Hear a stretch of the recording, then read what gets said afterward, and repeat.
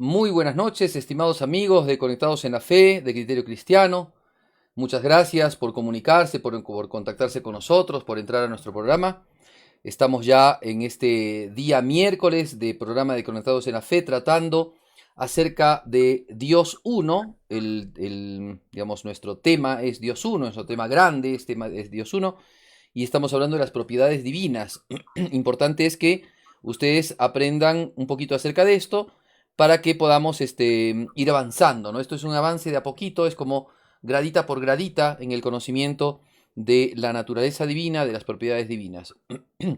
Estamos ya con nuestra asistente de hoy día, Valeria. Muy buenas noches, Valeria, ¿cómo estás?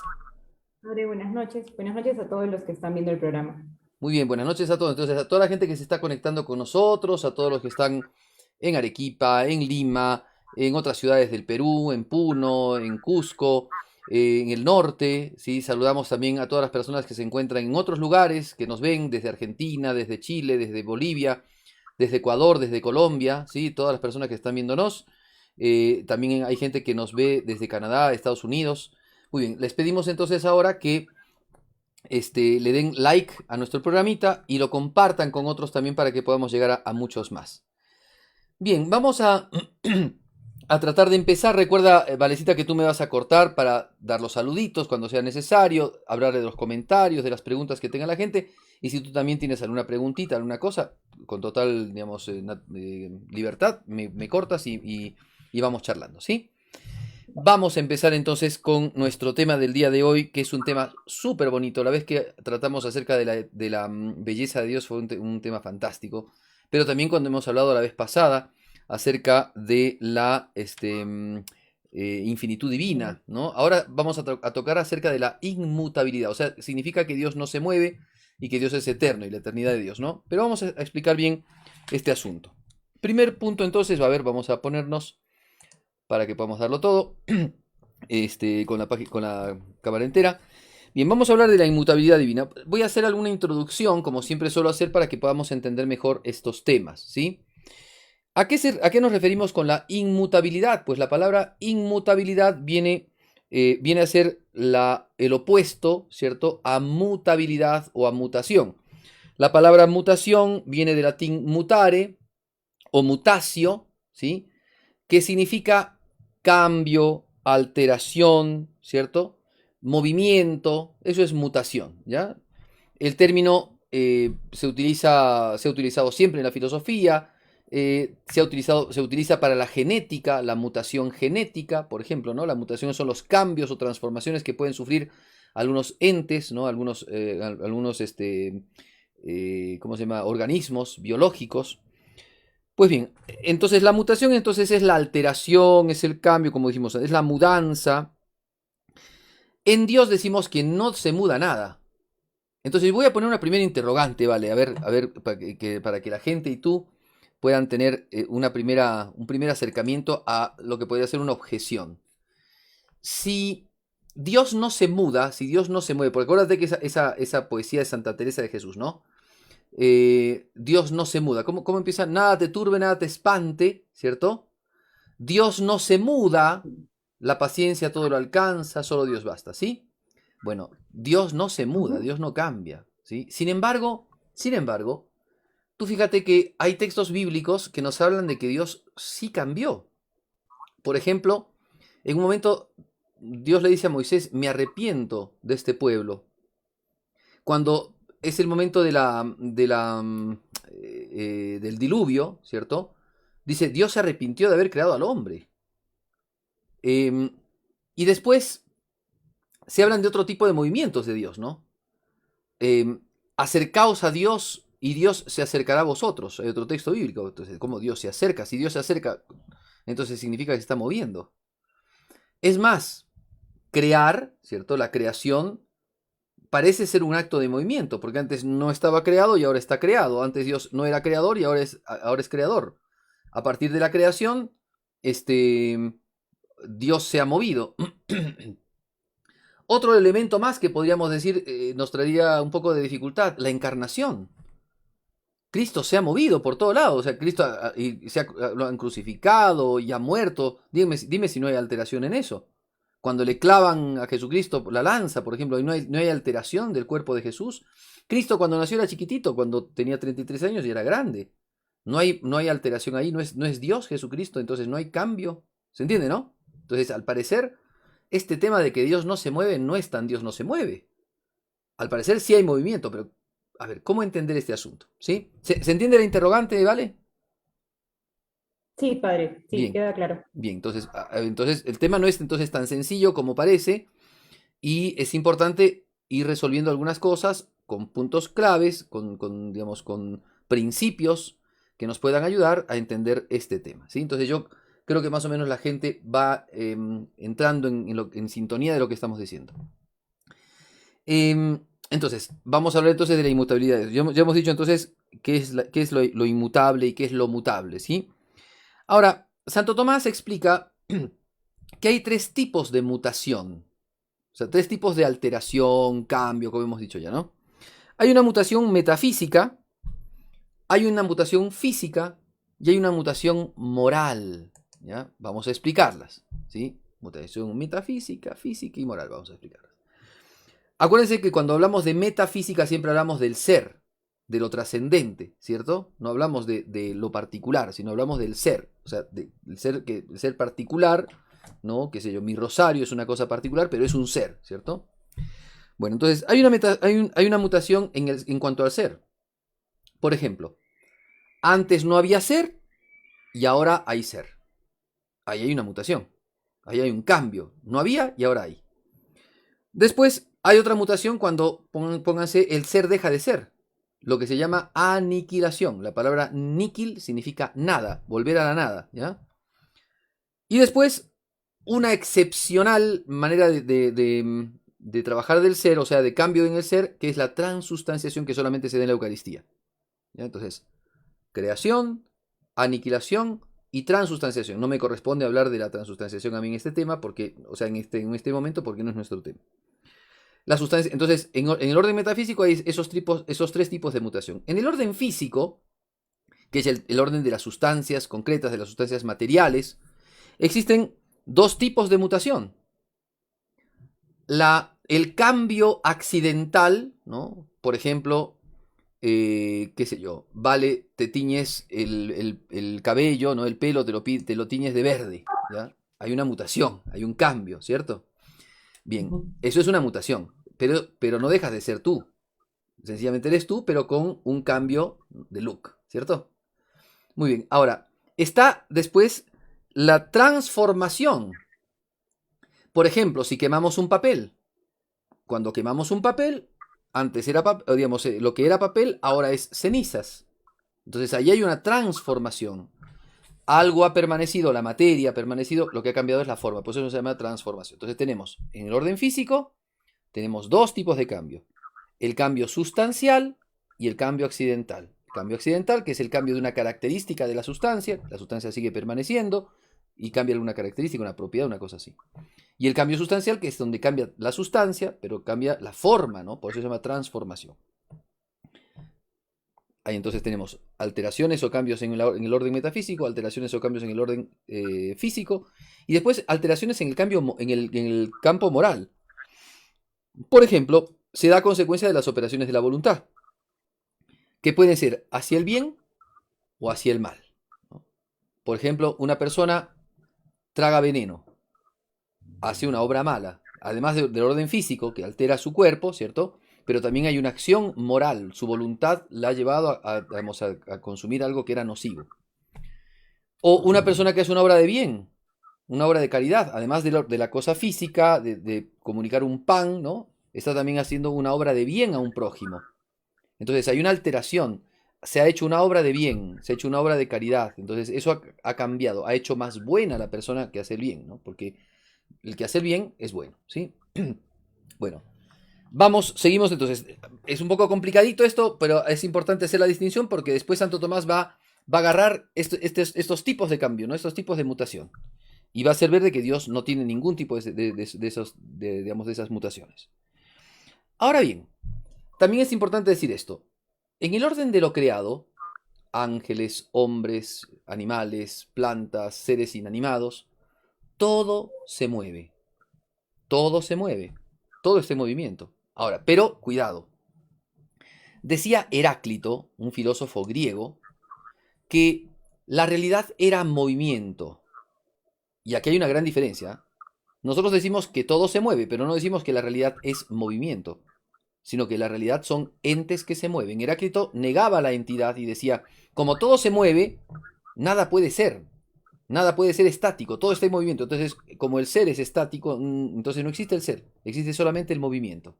¿Ya? Era un error de Heráclito. Nosotros no decimos eso. Pero sí decimos que mientras la creación, el mundo material y el mundo inclusive espiritual, por ser creación de Dios, está en movimiento. Un tipo de movimiento tiene, un tipo de alteración, un tipo de cambio tiene. El único que no se mueve es Dios. Eso lo vamos a ver posteriormente cuando veamos los artículos de Santo Tomás, que son brillantes. Entonces, vamos dando pasos concretos, ¿ya? Pasos concretos. Después lo demostraré, cuidado. O sea, por ahora estoy mencionando cosas para hacer distinciones, pero después demostraré lo que estamos diciendo. Ahora bien, todo se mueve. ¿Y por qué todo se mueve? Porque los seres corpóreos, los seres que tienen cuerpo, ¿cierto? Son compuestos. Y al ser compuestos tienen esa característica de poder moverse. Después, como digo, lo voy a explicar mejor. Los ángeles no son seres materiales, pero también tienen composición. Y esa composición hace que también, de alguna manera, sean mutables. Después lo veremos. Ok, vamos a ver entonces cuáles son lo que nos enseña la Sagrada Escritura acerca de la inmutabilidad divina. ¿Qué nos enseña la Sagrada Escritura? Vamos a leer algunos textos del Nuevo y del Antiguo Testamento. El Salmo 32, por ejemplo, dice: el consejo de Yahvé permanece por la eternidad, los designios de su corazón por todas las generaciones. ¿Ya? Después dice: desde el principio tú fundaste la tierra, y obra de tus manos es el cielo. Pero estos perecerán y tú permaneces. Mientras que todo envejece como un vestido, los mudarás como se muda un vestido, pero tú siempre eres el mismo, y tus días no tienen fin. Salmo 101:26. Sigamos con otros textos del Antiguo Testamento. Dice Malaquías 3:6. Porque yo, Yahvé, no me he mudado. Ya está, es un texto explícito, o sea, te das cuenta, o sea, ya, ¿qué más queremos saber? La Sagrada Escritura nos está diciendo que Dios no se mueve. Después, por ejemplo, en la carta de Santiago 1:17 dice: todo buen don y dádiva perfecta vienen de arriba, descienden del Padre de las luces, en el cual no se da mudanza ni sombra de alteración. Ya está. ¿Ok? Ya, estos textos son totalmente explícitos. Ya no podríamos decir que la Biblia dice que Dios se mueve, ¿no? O sea, acuérdense que cuando entendemos la Biblia tenemos que entender en su sentido total. Ahora, cuando dice que Dios se acerca, que Dios se aleja, que Dios ama, ¿no? Por ejemplo, amó a Jacob y odió a Esaú. Entonces, Dios mueve sus sentimientos, digámoslo así, por el hombre, ama al hombre, digamos, al santo, y odia al pecador, y si el pecador se convierte, deja de odiarlo, empieza a amarlo. ¿Cómo es ese tema? Entonces, bueno, eso lo explicaremos, pero concretamente, la Sagrada Escritura nos está diciendo que Dios no se mueve. La Iglesia, afirmando, ¿no? Y continuamente dándonos pautas acerca de lo que nos enseña la Sagrada Escritura y la doctrina católica, nos ha enseñado que Dios es inalterable, Dios no se mueve. Así, por ejemplo, el Concilio IV de Letrán, en el Denzinger, recuerden que el Denzinger es el magisterio de la Iglesia, el Concilio de Lyon, el Concilio de Florencia, el Concilio Vaticano I. Bueno, todos ellos nos dicen que Dios no se mueve, Dios no se muda. La Iglesia nos enseña eso como doctrina segura. Sigamos. Dijimos que habíamos hablado de un filósofo llamado Heráclito que decía que todo era movimiento. Tenía un problema Heráclito, porque Heráclito consideraba el movimiento, pero no consideraba que se movía. El movimiento no es algo en sí mismo. El movimiento es algo de los seres. Si no hay un ser que se mueve, no se puede hablar de movimiento. A ver, vamos a tratar de explicarlo, ¿vale? Ojalá que me ayudes a que la gente nos pueda entender. Eh, la cuestión es la siguiente. Si no hay, eh, por ejemplo, si Vale no tiene cabello, ese cabello no puede cambiar de amarillo a verde o a naranja o a negro, ¿sí? O sea que para que haya cambio, tiene que haber un sujeto de cambio. El cambio no se da sin un sujeto de cambio. Y Heráclito decía que se daba el cambio y que no existían los sujetos, que no se daban los seres. ¿Se entiende? Entonces, ¿por qué? Porque, claro, como veía que el movimiento es algo que va continuamente, ¿no?, variando, que no se detiene, entonces él negaba al ser para afirmar el movimiento. Ahora, surgió otro filósofo opuesto a Heráclito, llamado Parménides. Parménides enseñaba al revés. Daba la primacía al ser, el ser existe, pero como el ser no puede no ser, acuérdate que, a ver, pasar del ser al no ser sería aniquilación. De eso hemos hablado, ¿no? Es la mutación metafísica. Pero como el ser no puede no ser, no puede cambiar. Entonces, ¿qué decía Parménides? El cambio y el movimiento es solamente apariencia. Lo que existe es el ser. Pero cuidado, no puede existir muchos seres, porque la diferencia entre un ser y otro ser es el no ser. ¿Qué distinguiría a un ser de otro ser? A un ser de otro ser, el no ser. Pero el no ser no es, por tanto no puede haber, solamente hay un ser. No hay multitud de ser, sino un solo ser. Un solo ser que es eterno, inmutable, ¿no?, infinito, etc. O sea, Parménides hablaba de Dios. Parménides había llegado al ser divino, pero negaba los seres, negaba los entes. Heráclito, por afirmar el movimiento, negó el ser. Parménides, por afirmar el ser, negó el movimiento y negó la multiplicidad de los seres, afirmando solamente la existencia de un solo ser que, si nosotros nos podemos pensar, de quien estaba hablando era de Dios. Pues bien, Aristóteles, y Santo Tomás toma la doctrina de Aristóteles, se da cuenta de que sí hay movimiento y sí hay ser. Y sí hay ese ser que es único y eterno, y también hay seres que son participados y que son mutables. Entonces, ahora cuando hablamos acerca de la inmutabilidad divina, empezaremos a ver estas diferencias, ¿ya? Veremos entonces, Santo Tomás de Aquino en la Suma Teológica, en la cuestión 9, en el artículo 1, va a preguntarse si Dios es absolutamente inmutable. A ver, quiero cortar ahí un ratito, ¿vale?, para preguntarte si tenemos comentarios, preguntas, dudas de parte de la gente, o al menos que nos des un saludito a la gente que está entrando con nuestro programa.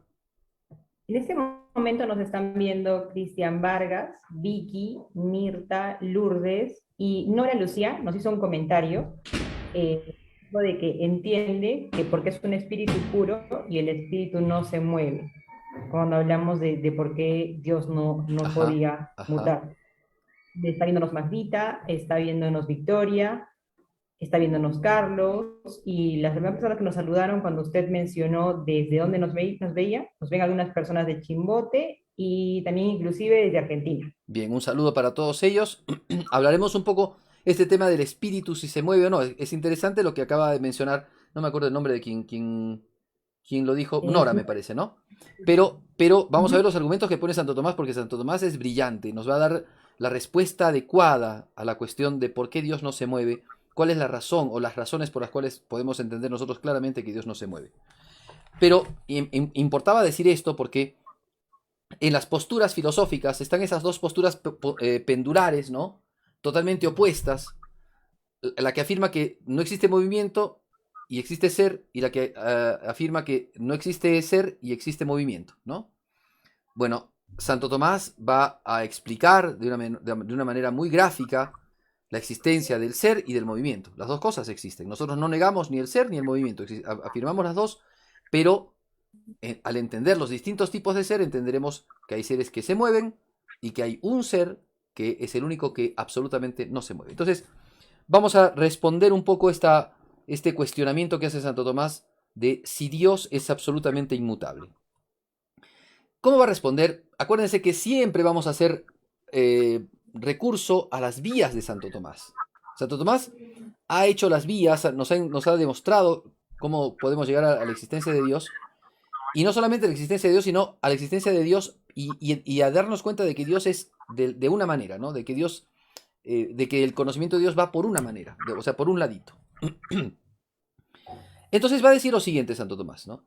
Cuando hemos visto la tercera vía, la vía de la contingencia, ¿no? En el mundo existen seres que son y pueden no ser. A ese tipo de seres se les llama contingentes. Pero el ser que no es en sí mismo, sino que ha recibido el ser, no puede no ser a menos que haya un ser necesario que lo haga, ¿no? Que le pueda dar el ser, que le pueda comunicar el ser. Entonces, existe un ser necesario, primer ser, solo ser subsistente, que es el que da la posibilidad y causa los seres, contingentes. Ese es Dios. Entonces, utilizando este argumento de la prueba de la existencia de Dios, Santo Tomás va a decir, como hemos demostrado que Dios es el solo ser subsistente y que ese ser necesario, ese solo ser tenemos que decir que es acto puro. Porque en la primera vía hemos dicho que el solo ser subsistente, que Dios es acto puro, porque en un conjunto de motores no tiene que haber un motor que mueva a los demás y que no sea movido y por tanto que sea acto puro. Bien, entonces podemos decir lo siguiente. Como ya hemos demostrado que Dios es acto puro, ¿no? En él no hay ningún tipo de potencialidad. El acto puro no tiene potencia.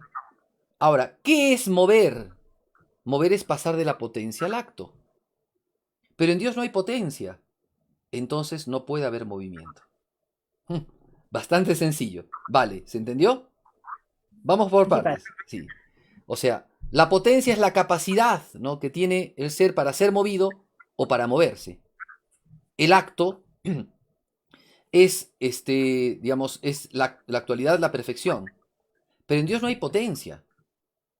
Habíamos hablado cuando vimos la vez pasada de potencia en el sentido de capacidad. No hay esa capacidad para moverse o para mover, ¿no?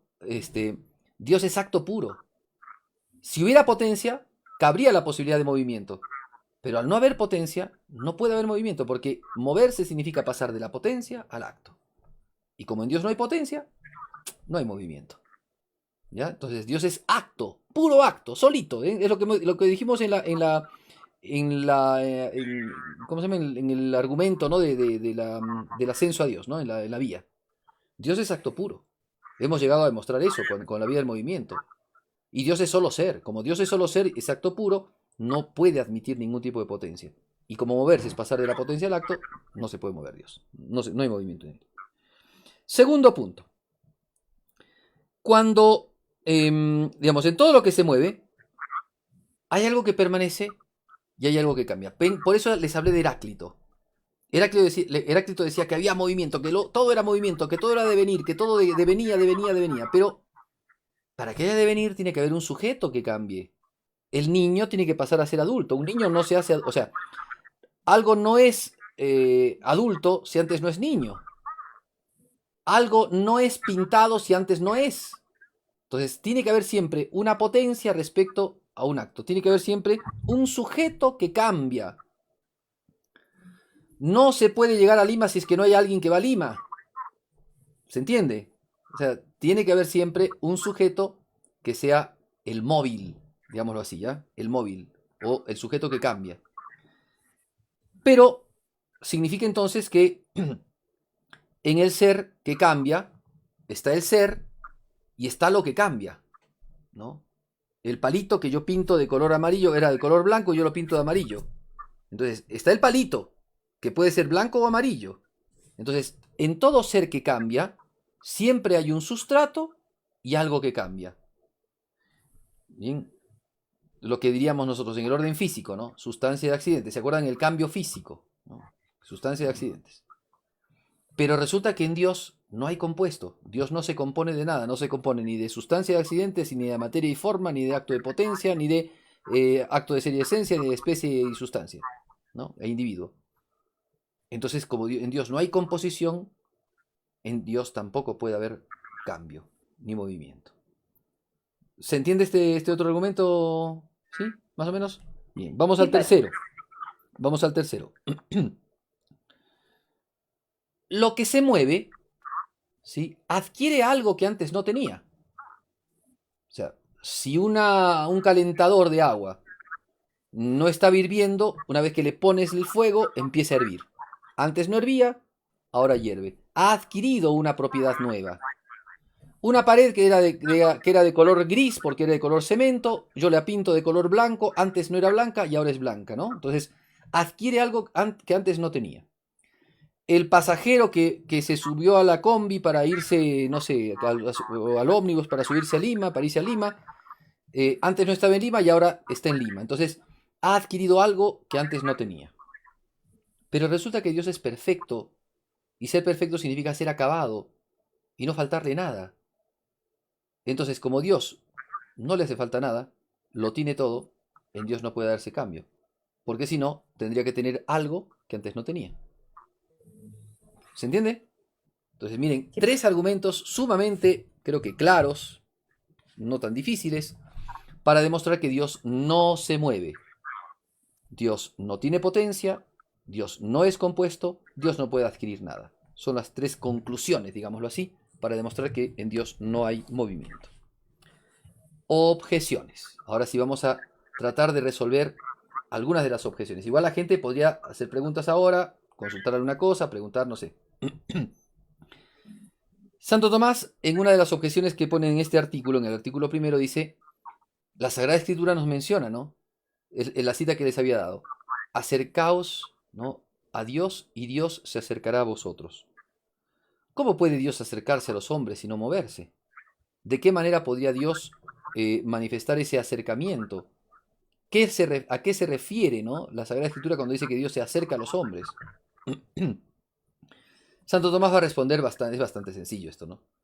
La Sagrada Escritura tiene muchas maneras de hablar, principalmente maneras antropomórficas o maneras metafóricas de hablar. Y cuando se dice que Dios se acerca al hombre, es una manera metafórica de hablar. Como por ejemplo cuando uno dice, ¿no? Pone Santo Tomás un ejemplo, ¿no? Cuando uno dice, entró el sol en una casa, entraron los rayos del sol, ¿no? En realidad entró el sol, no, es una manera de decir, ¿no? O sea, han entrado los rayos del sol en una casa. Pero muchas veces la gente dice, entró el sol en la casa, ¿no? Pues es una manera de hablar, ¿se encuentra? Es una manera metafórica, no propia de hablar. Y eso también lo tiene la Sagrada Escritura. En esos casos no se puede decir, Dios se acerca. No se puede acercar a alguien que no tiene materia. Si no tiene materia, ¿cómo puede acercarse o alejarse? No hay manera. El acercamiento significa movilizarse, pasar de la potencia al acto, pasar de un lugar a otro. Y si no hay materia, ¿cómo vas a pasar de un lugar a otro? Entonces es una manera metafórica de hablar, ¿sí? Bien, tenemos alguna preguntita, vale, corto ahí, porque no sé si habrá alguna preguntita, consulta, comentario. Eh, Mariela Fuentes nos comentó de que la explicación está muy buena. Además, se conectaron Adriana, Carmen, Pela, Mabel, Fiorella, Lourdes, Esperanza desde Canadá, Rosa, Rocío y Adriana. Bien, bien. Entonces, no hay preguntas, no hay por ahora preguntas, ¿sí? Ok. Vamos a ver, al segundo Santo Tomás no es reiterativo, o sea, no es repetitivo. Pero miren, se ha preguntado antes si Dios es absolutamente inmutable. Y el segundo artículo que va a resolver Santo Tomás es si ser inmutable es propio de Dios. Parecía que estamos preguntándonos lo mismo. O sea, Dios es el único Dios es, claro, es absolutamente inmutable. Sí, hemos dicho. Ahora la nueva pregunta del siguiente artículo. El único, digamos, el ser inmutable es algo propio de Dios. Parecería que vamos a redundar en lo mismo. Pero lo que pasa es que Santo Tomás va a abundar sobre la doctrina de la inmutabilidad. Por eso es que se hace esta pregunta. Para hacer ver de que el único que es inmutable es Dios. Y el resto de seres no es inmutable. No hay otro ser que es inmutable. ¿Ya? Eso lo vamos a tratar de resolver. Dice Santo Tomás, solo Dios es inmutable y todo lo creado, de alguna manera sí es mutable. ¿Ya? Hay cosas que son mutables de una manera, otras que son mutables de otra manera, otras que son mutables de varias maneras, pero tarde, mal y pronto, todo lo que no es Dios sí es mutable, sí se mueve. En una iglesia en la que trabajé yo había una frase muy bonita que decía, los hombres pasan, las generaciones transitan, el único que permanece es Dios. ¿Ya? Eso quiere decir, ¿ya? Dios no se mueve. Eh, Muy bien. Dice Santo Tomás, entonces, algo es mutable de dos maneras, ¿sí? o en virtud de algo que tiene la misma cosa, o en virtud de un poder digamos, que recibe de otro. O sea, algo es mutable porque se puede mover o porque lo pueden mover. ¿Ya? Una piedra no se puede mover a menos que la muevan, pero nosotros sí nos podemos mover. ¿Sí? Entonces, de una manera u de otra, somos mutables. Todas las cosas creadas antes no eran y han empezado a ser. Por tanto, ha habido un cambio. En el origen ha habido un cambio. Entonces, en ese empezar a ser, esa hay una mutación. No era y ahora es. Es una mutación metafísica, recuerda, ¿no? Creación se llama eso. De eso habíamos hablado al principio, ¿te acuerdas, ¿vale? Habíamos Sí, hablado un claro. poco acerca de este tema. 3 tipos de cambios metafísicos. Aniquilación, creación y transustanciación, que no nos corresponde hablar. Entonces, hay cosas que antes no, o sea, las cosas creadas antes no eran y han empezado a ser. Por tanto, ahí hay una mutación. Todo lo creado es mutable. Ya aquí podemos decir, ¿no? O sea, el único que no se puede mover es Dios. El único que no tiene, digamos, el único que es inmutable es Dios porque Dios no es creado. Todo el resto de cosas sí es creado. En orden a eso, todo se ha movido. Todo se mueve. Ahora bien, hay algunos seres, mira, y aquí como Santo Tomás, es realmente magnífico esto, ¿eh? Porque aquí se ve cómo Santo Tomás va mostrando paulatinamente una doctrina metafísica, una doctrina también de la creación teológica, porque va haciendo ver cómo algunas cosas, os hemos dicho, en cuanto a que todo ha sido creado, todo ha mutado, de la nada al ser, no por sí mismo, sino por Dios que los ha hecho. Pero ahora, hay distintos tipos de seres. Hay seres que ya no mutan en orden al ser. Por ejemplo, los ángeles. Los ángeles ya no van a no ser. No tienen principio de corrupción. Las almas, ¿no? Las almas de los hombres no tienen principio de corrupción. Entonces, ¿por qué? Porque son seres espirituales. Eso que decía, a ver, no me acuerdo el nombre de quién es la que planteaba este asunto. Nora. Decía, o sea, decíamos lo siguiente, ¿no? Los seres espirituales no tienen materia. La materia es principio de corrupción. Todo lo material es principio de corrupción. Por más que, o sea, en los seres vivos se ve mucho más esto, ¿no? Un ser vivo, la célula, tiene un tiempo de vida. Por más que tú la quieras aletargar y lo que sea, tiene un tiempo de vida la célula. Los seres humanos, las plantas, los animales tienen un tiempo de vida. Yo recuerdo que tenía una plantita de cilantro y la cuidaba mi plantita de cilantro. Y de repente pasó un tiempo y se me murió. Y yo dije, ¿por qué se me ha muerto la plantita de cilantro? ¿Qué tiene la plantita de cilantro? Si tiene, digamos, tiene algún tipo de peste, algún bichito, alguna cosa. No, no, era una plantita sana. Entonces pregunté a una persona que sabía, ¿por qué se me ha muerto mi plantita de cilantro? ¿Cuánto tiempo la tiene? Tanto tiempo. Ya pues, acabó su tiempo de vida, me dijo. ¿Te das cuenta? O sea, es por causas naturales, se murió de viejita. Como un perrito que se muere viejito a un ser humano. Así también le pasa a las plantas. Hay plantas que tienen poco tiempo de vida. Una mosquita creo que dura 24 horas, 48 horas, 48 horas nada más. ¿Se entiende?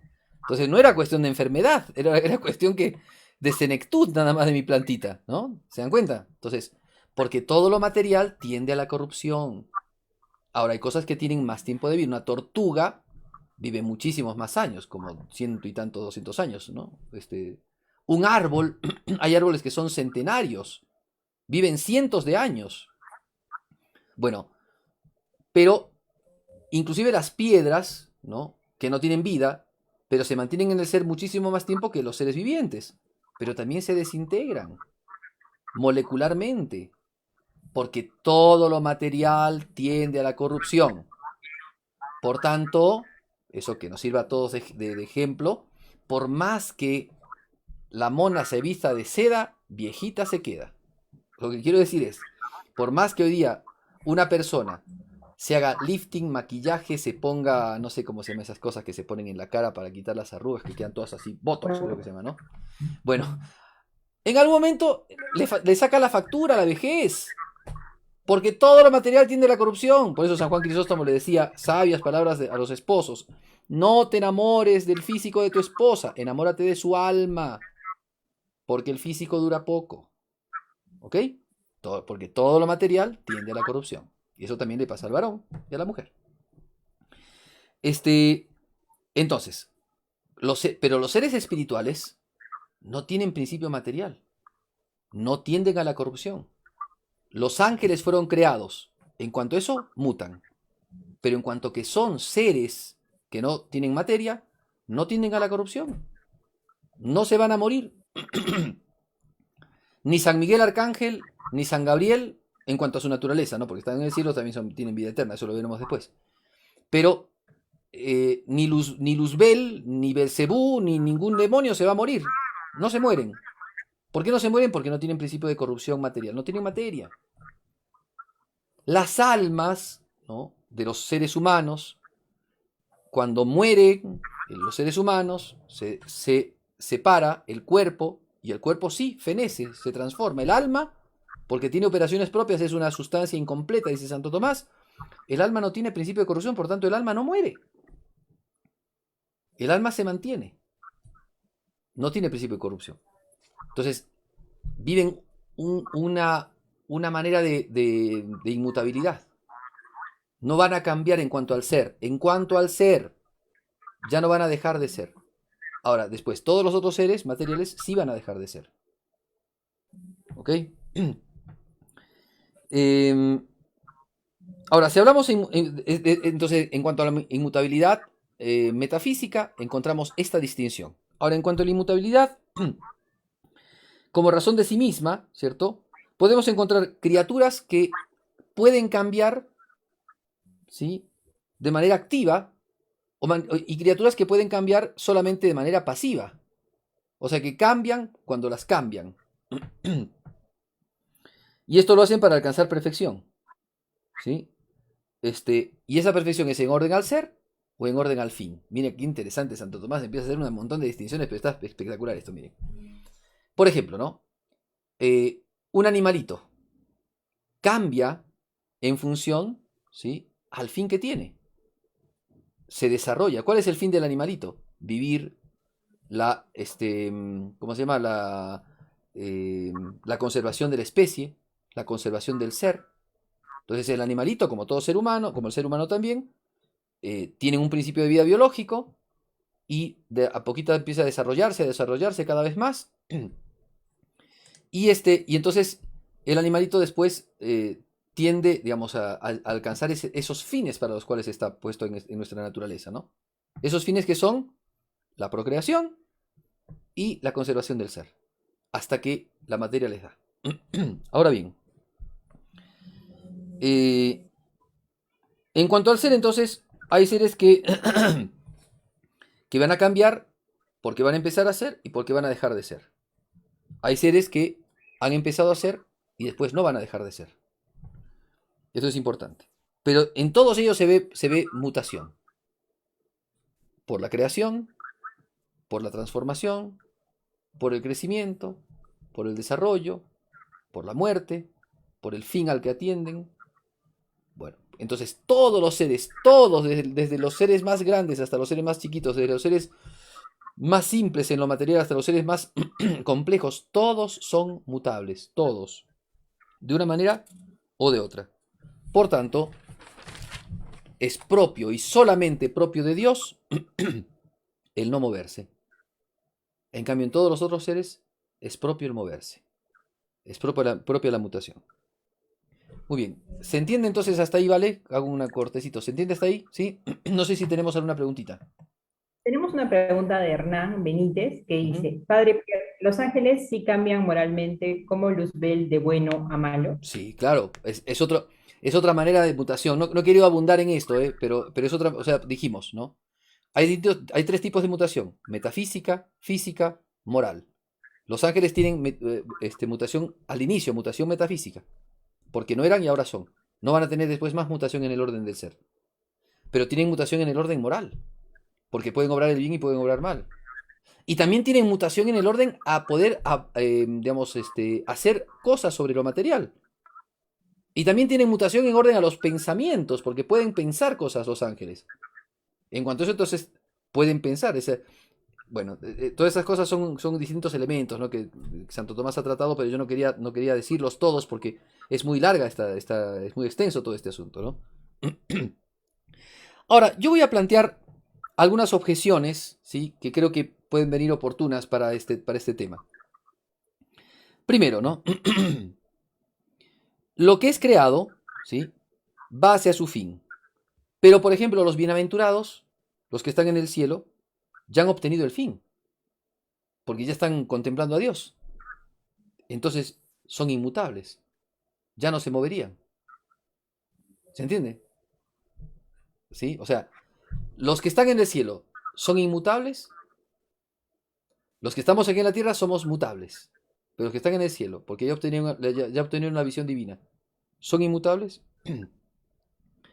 Dice Santo Tomás, va a responder esto brillante, va a decir, son inmutables en cuanto a la elección, o sea, ya no eligen más, digamos, han llegado al fin y ese fin ha sido el descanso, ese fin ha sido la paz, ese fin es ya la felicidad. En cuanto al fin, no se van a mover. La decisión de alcanzar la vida eterna la han tomado y esa decisión no cambia más porque están totalmente plenos de Dios.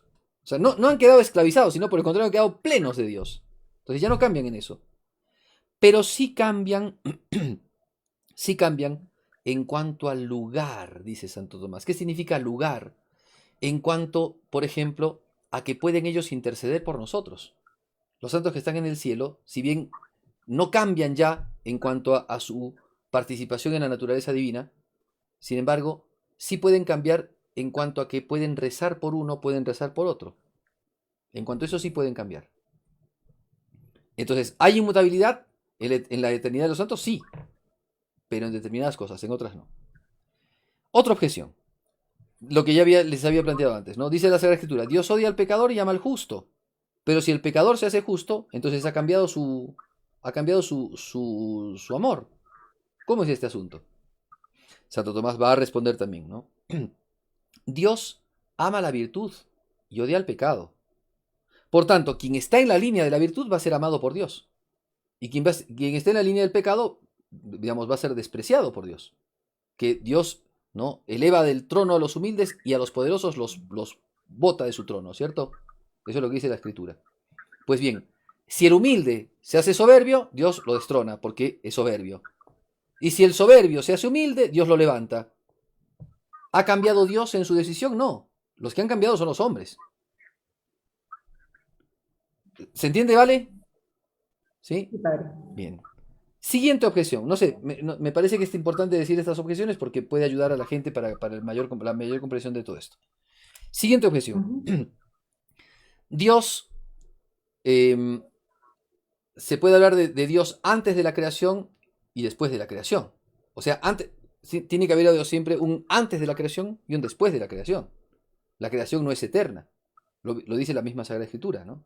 Dios en el principio creó. Entonces, antes está el principio y después está la creación.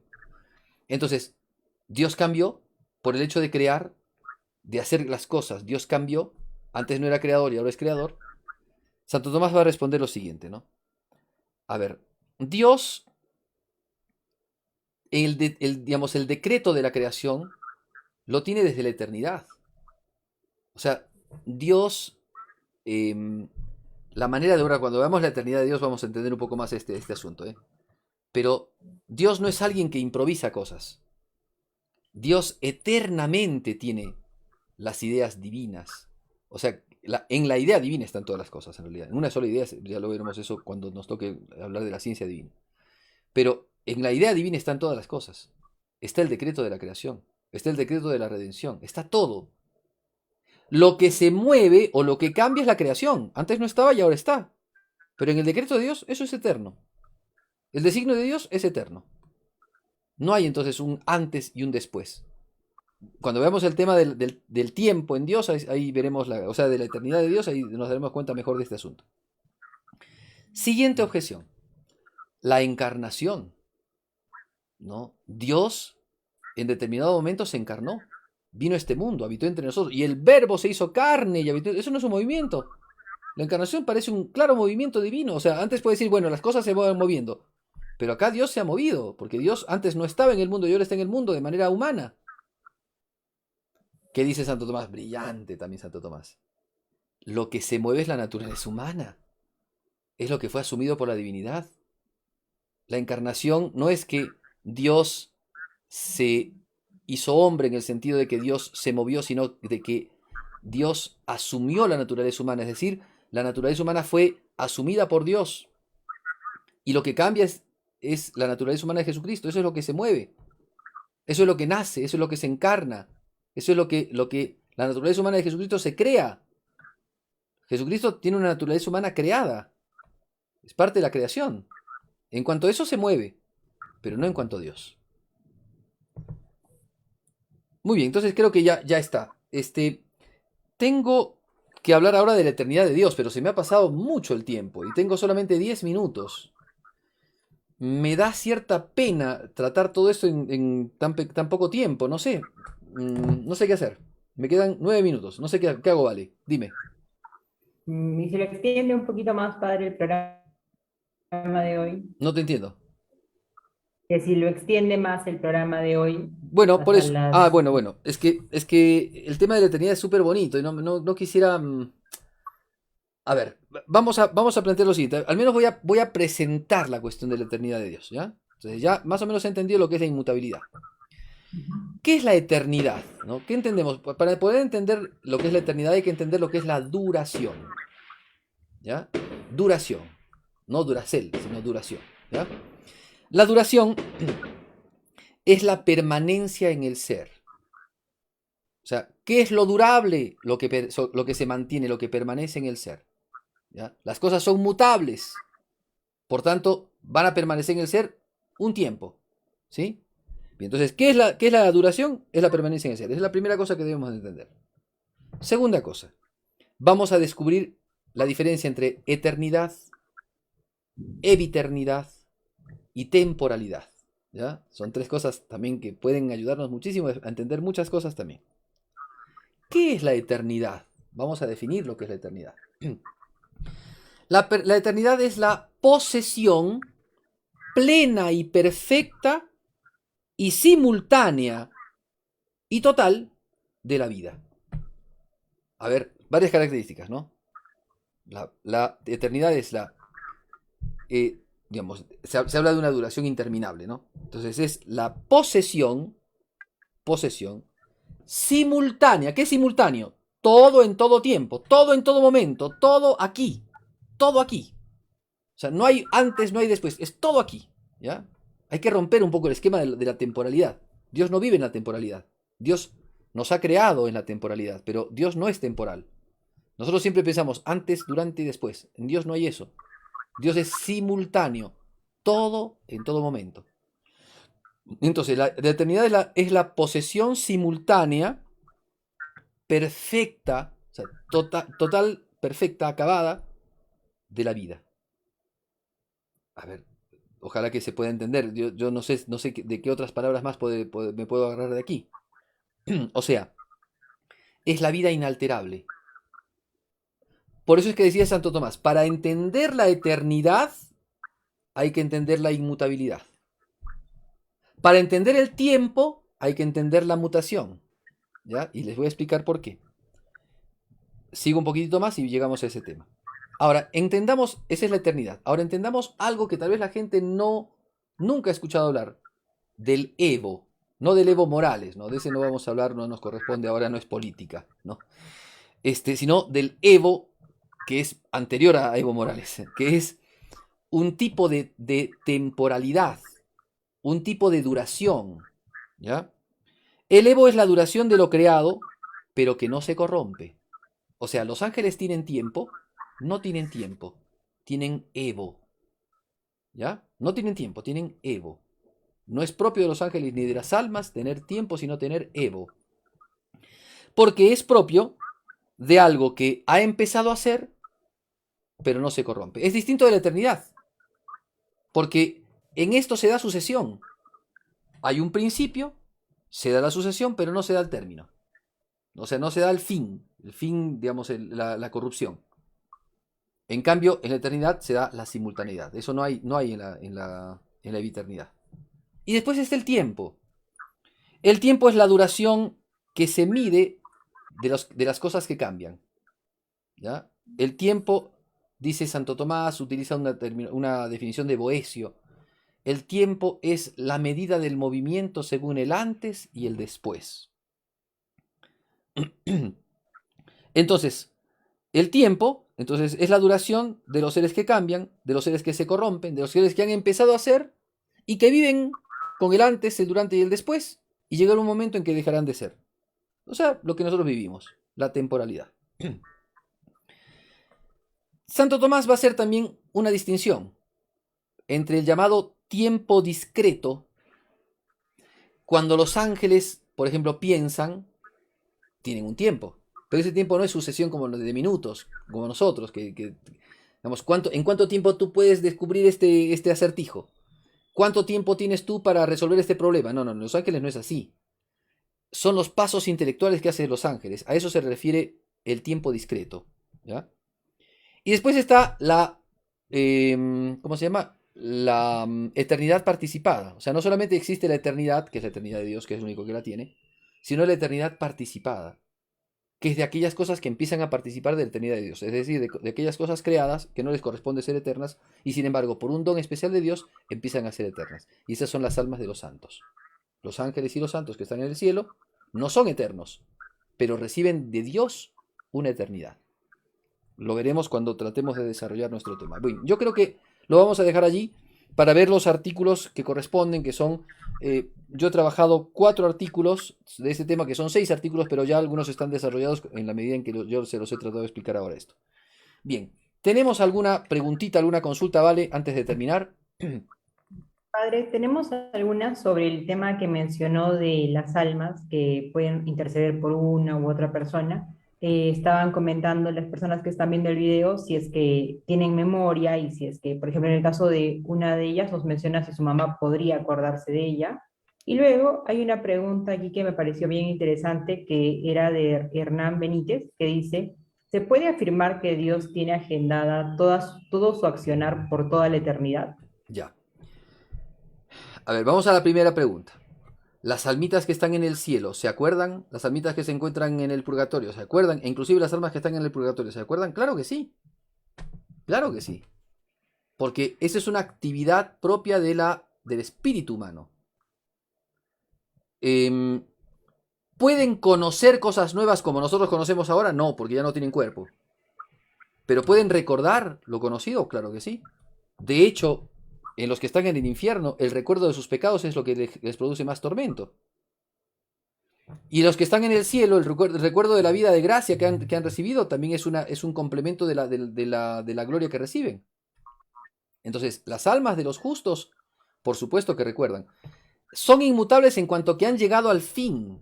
Ya no se van a mover de ese fin. Ese fin es el fin total, el fin último al que el ser humano llega.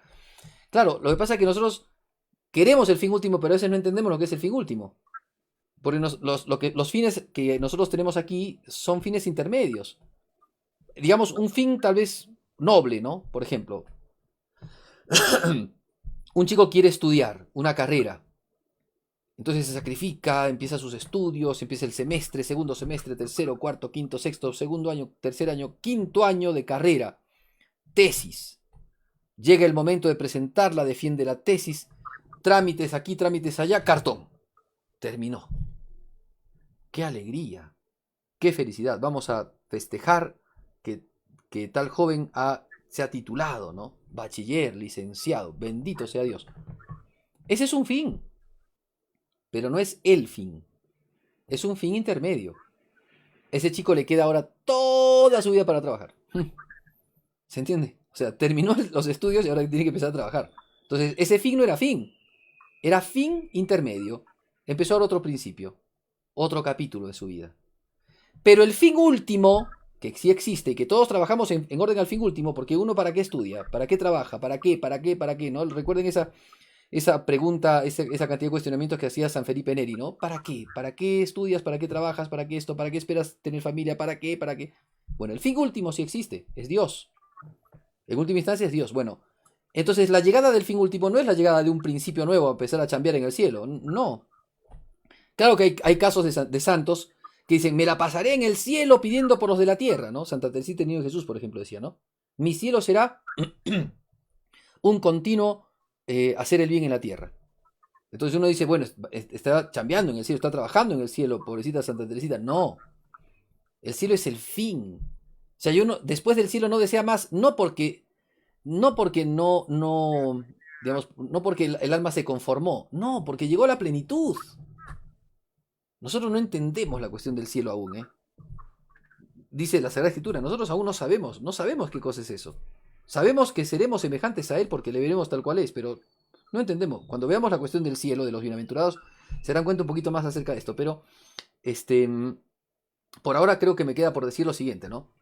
Los santos que han llegado al fin, que han llegado al cielo, no quieren salirse de ahí, no porque, o sea, no es que están ya sujetos, han quedado aferrados, han quedado anclados, han quedado esclavizados a Dios, a contemplar a Dios eternamente, a ser felices.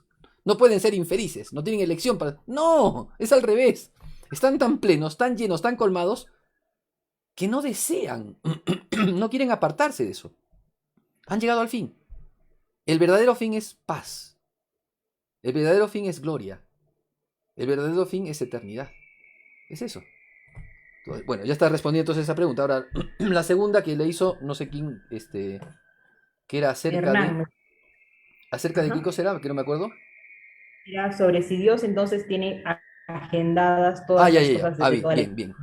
Hay que tener cuidado porque nosotros siempre somos antropomórficos con Dios. O sea, siempre a Dios lo buscamos hacer como un hombrecito más inteligente. Y no es así. No es propiedad de Dios el tiempo, ni el agendar. No es propio, o sea, Dios no vive nuestro tiempo. Dios es el Señor de la historia. La historia no es señora de Dios. Dios es el que ha creado todas las cosas y nos ha hecho en el tiempo, pero Dios está por encima del tiempo. Entonces, es decir, Dios tiene agendada todas las cosas que van a suceder. Dios sabe, a ver, distinto decir es, ¿Dios sabe todo lo que va a suceder? Claro que sí. Y no lo sabe porque va pasando, no es que a Dios se le va mostrando la película del mundo, ¿no? Dios va viendo como en una teleserie, ¿no? Como de esas series que hay ahora en Netflix, ¿no? Que estás en la maratón de la serie, ¿no? Entonces Dios está viendo a ver qué está pasando con esta persona, pero mira lo que pasó y vino tal personaje y tal cosa. No, no, no, no, no, no, no. No es así, Dios. Dios ya conoce todo, absolutamente todo. Antes, digámoslo así, antes de que se diera, porque Dios es eterno. Y acuérdense que la eternidad significa simultaneidad. O sea, todo lo conoce en todo momento, con toda propiedad, con toda perfección, con todo. Nosotros somos los que vamos paulatinamente viviendo esto, viviendo el otro, viviendo el otro, viviendo el otro. Dios no. Todo, en todo momento, y no en sucesión. En Dios no hay sucesión. No hay antes en Dios. No hay después en Dios. Dios es siempre. Esa es la característica propia de la eternidad. Santo Tomás dice, lo propio de la eternidad no es que no había principio y no hay fin. Esas son características accidentales. Lo propio de la eternidad es siempre. No hay sucesión, no hay pasos. Por eso es que decía, si entiendes la inmutabilidad, que Dios no se mueve, vas a entender que Dios es eterno. No hay movimiento. Cuando uno habla está agendado, antes está viendo, está proyectándose al futuro. No, Dios no se proyecta al futuro. En Dios no hay futuro. Dios es siempre. Distinto que nosotros, ¿no? Bárbaro. Por eso es para reflexionarlo, para pensarlo. O sea, Dios no es el hombre. Dios es mucho más grande, más perfecto que el hombre, ¿no? Qué magníficas son tus obras, qué profundos tus designios. El ignorante no los entiende ni el necio se da cuenta, ¿no? Bien, entonces eso dice es un salmo, ¿no? Bueno, se nos ha pasado el tiempo, vale. Así que nos quedarían los artículos de la cuestión 10, ¿ya? Que la vamos a ver la próxima semana, ¿sí?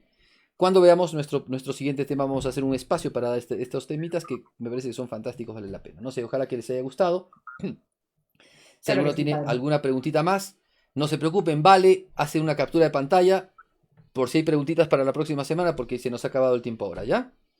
Está Terminamos bien, entonces padre. ahora con las tres Ave Marías y la bendición. En el nombre del Padre, del Hijo y del Espíritu Santo. Amén.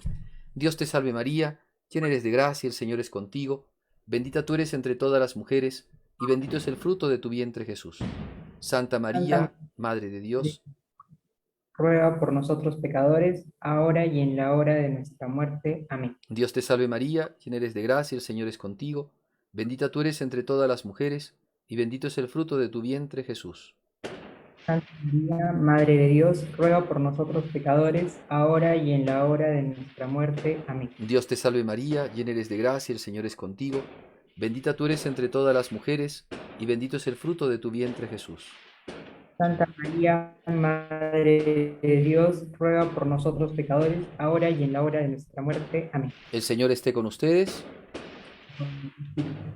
La bendición de Dios Todopoderoso, Padre, Hijo y Espíritu Santo, descienda sobre ustedes y los acompañe siempre. Amén. Vale, muchas gracias por acompañarnos. Buenísimo lo tuyo. Gracias a todas las personas que se han contactado con nosotros. Mañana no se olviden el Santo Rosario a las 7 de la mañana, 6 de la tarde de la Santa Misa. Y a las 8:30, Conectados en la Fe, tenemos un lindo programa de Derecho Canónico. Vamos a hablar acerca de la entrevista a los novios, la entrevista que hace el párroco, ¿no?, a los novios que se van a casar, y el comienzo del llenado del pliego matrimonial. Tema súper lindo. Vale, te va a gustar muchísimo tú que estás por casarte. Nos vemos entonces. Dios te bendiga. Chao, hasta luego con todos. Nos vemos.